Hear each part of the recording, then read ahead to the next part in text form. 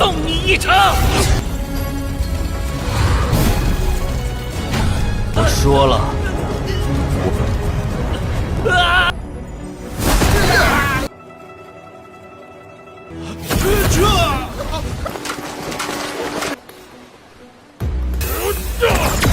元朗受到重创，但是云儿只是为你们争。战不会善罢甘休。等云儿回来之时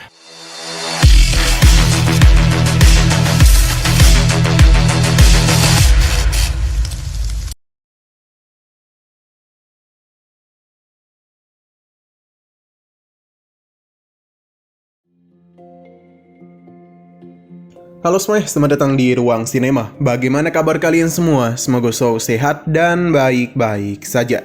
Sesuai jadwal, jadi pada hari ini kita akan kembali melanjutkan series Donghua Supreme God Emperor episode terbaru. Yang mana ini adalah episode yang ke-448. Bagi yang mau bergabung dan series ini, kita sudah sediakan playlistnya. Jadi kalian bisa dengan mudah mencari di mana episode awal dari series ini.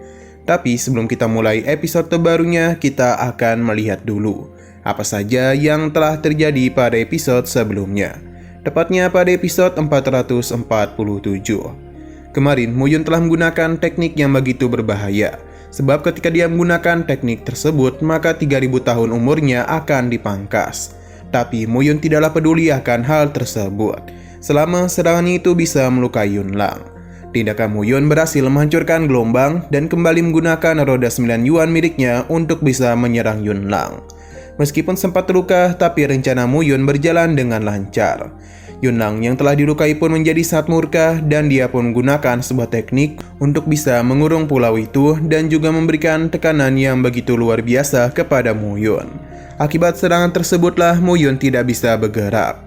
Tapi sepertinya dia sengaja menerima semua itu, sebab dan beginilah dia bisa mengganti apa yang dulu Yunlang alami. Muyun pun mulai serius dan mulai melancarkan serangan balik kepada Yunlang, sampai-sampai membuat dia ketakutan. Sekarang kita akan melanjutkan episode terbarunya. Apa yang Muyun lakukan itu telah berhasil membuat semua orang terkejut, karena dia berhasil membuat Yunlang seperti itu. Tapi serangan Yunlang sebelumnya telah mulai berefek kepada diri Muyun. Selain itu, efek dari teknik sebelumnya juga sudah mulai dirinya rasakan. Sebelum terlambat, Muyun pun mengeluarkan api surgawinya untuk bisa membakar Yunlang. Serangan ini pun berhasil membakar tubuh Yunlang. Ini bukanlah api sembarangan karena bisa dengan mudah melenyapkan tubuh seseorang. Dan benar saja sebuah ledakan pun tercipta pada diri Yunlang.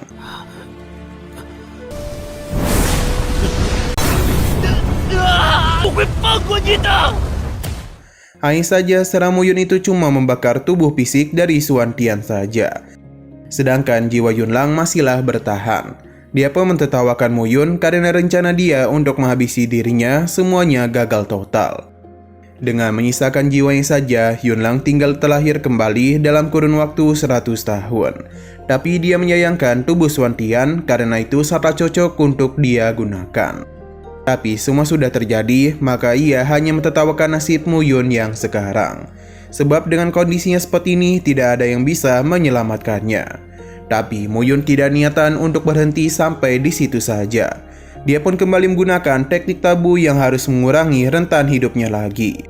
Alhasil Muyun pun berubah menjadi tua.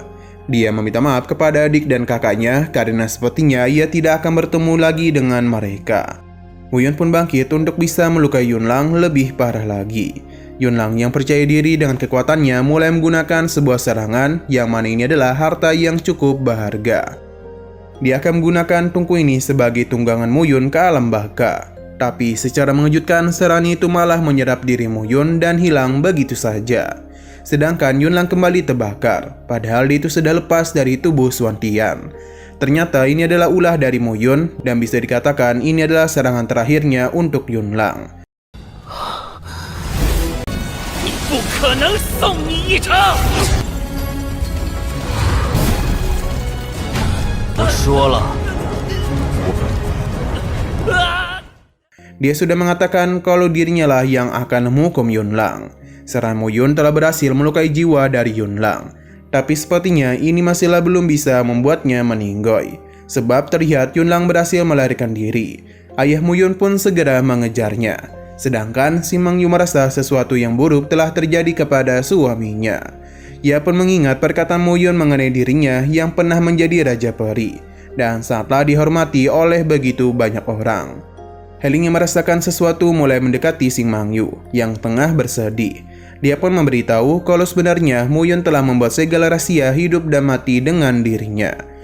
Ini bukanlah segel biasa karena mampu menghubungkan dua jiwa mereka. Jika Mo Yun mati, maka seharusnya dia juga akan mati. Namun karena tidak terjadi apapun kepada dirinya, maka Heling yakin Mo Yun itu masihlah hidup. Mendengar hal tersebut membuat Shin Mang Yu merasa lega. Karena meskipun saat ini Mo Yun telah hilang, tapi Shin Mang Yu tetap yakin dia masihlah hidup dan berjanji akan menemuinya. Berhubung pemimpin mereka telah hilang, para prajurit dari aliansi darah pun mencoba untuk memaksa aliansi Gunung Swankong untuk mundur. Menghilangnya Mo Yun benar-benar membuat mereka marah. Serangan pun terus mereka lakukan hingga membuat pasukan musuh ketakutan dan memilih untuk melarikan diri. Dengan begini, maka pertarungan di aliansi darah pun telah selesai. Bahkan saking takutnya mereka, beberapa prajurit memilih untuk berenang demi bisa menjauh. Tapi semua itu tidak akan pernah dibiarkan oleh orang-orang aliansi darah. Mereka akan berusaha sekuat tenaga untuk melemahkan aliansi Gunung Swankong. Karena dan begitulah mereka tidak akan pernah berani lagi melakukan penyerangan kepada mereka. Setidaknya untuk beberapa waktu. 不会死。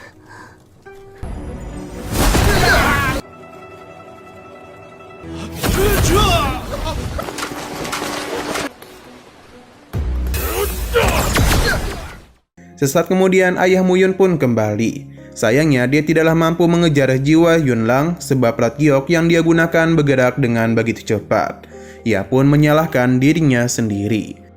Si Mang Yu menenangkan ayah mertuanya sebab Mo Yun dan juga Heling telah menjalin kontrak hidup dan mati. Jadi untuk saat ini mereka yakin betul Mo Yun masihlah hidup.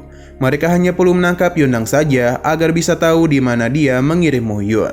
Berita ini benar-benar membuatnya begitu senang dan sekaligus lega. Berkat pertarungan barusan telah membuat Yunlang benar-benar terluka sangat parah. Tapi bukan berarti Gunung Swankong akan mengundurkan serangan mereka. Sebab di balik semua ini ada seseorang dari alam atas yang selalu mendukung mereka. Namun mereka bisa bernapas sedikit lega dulu sebab Yunlang sudah terluka sangat parah. Dan mungkin membutuhkan beberapa ratus tahun untuk bisa pulih.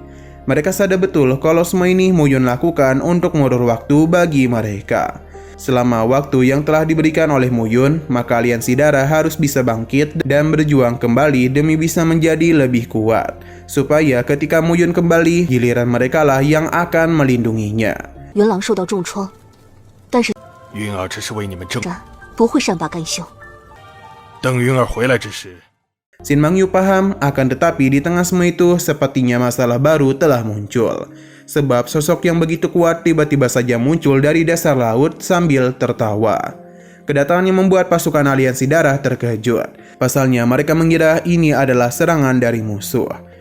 Entah siapakah dia karena episode pada hari ini pun harus bersambung dulu.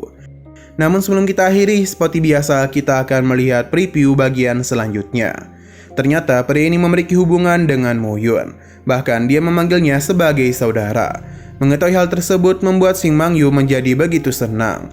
Ia pun memberitahu kalau Mo Yun telah diteleportasi oleh Yunlang dengan senjata abadi miliknya. Hanya saja mereka tidaklah tahu kemana Mo Yun itu pergi. Berhubung dia adalah saudara dari Mo Yun, maka seharusnya dia pasti memiliki cara untuk bisa menyelamatkannya. Pria ini membenarkan perkataan kakak iparnya. Bahkan dengan kekuatannya, dia itu bisa dengan mudah menjungkir balikan 3000 dunia kecil. Hanya saja sekarang kekuatannya telah menurun, jadi dia tidaklah mungkin bisa melakukan hal tersebut. 我哥现在在哪里？你自称是云哥的兄弟，不对，大嫂啊，我都能翻个底朝天。 Oke, sekian dulu pada video kali ini. Untuk video selanjutnya akan segera hadir. Jadi bagi kalian yang ingin mengikuti series ini, langsung saja klik subscribe dan aktifkan loncengnya. Terima kasih yang sudah menonton video sampai habis. Jika kalian suka pada video ini, klik like dan share ke teman-teman kalian tentang channel ini. Dan ditunggu aja kelanjutannya. Oke, sampai jumpa di video selanjutnya.